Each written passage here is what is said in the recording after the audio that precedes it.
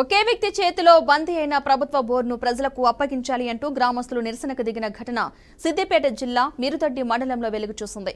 అల్వాల మధ్ర రాంపూర్ గ్రామస్తులు ఖాళీ బిందెలతో నిరసన వ్యక్తం చేశారు. గ్రామంలో నీటి సమస్యలతో ఇబ్బందులు పడుతున్నా అధికారులు పట్టించుకోవడం లేదని వాపోయారు. ప్రభుత్వం గత 10 సంవత్సరాల క్రితం గ్రామంలో ఏర్పాటు చేసిన బోరును గ్రామానికి చెందిన వ్యక్తి కబ్జా చేయడం జరిగిందన్నారు.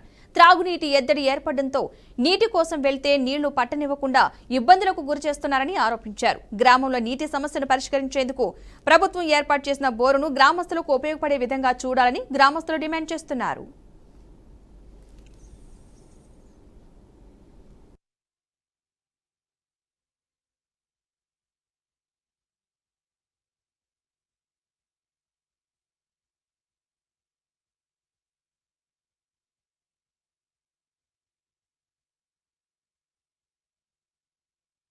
కోసం వేసిన బోర్ ఇది అయితే మాకు నీళ్ళకి రానికి చాలా ఇబ్బంది అవుతుంది. ఇది వ్యవసాయానికి వాడుకుంటారు వాళ్ళు.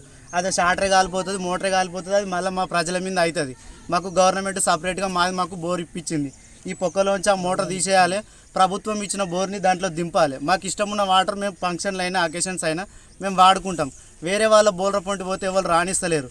వీడికి వస్తేనేమో వాళ్ళు మోటార్ బంద్ చేసుకుంటారు, ఎప్పుడు వాళ్ళు ఉంటారు. ఏది ఖరాబ్ అయినా మా మీదకి వస్తుంది.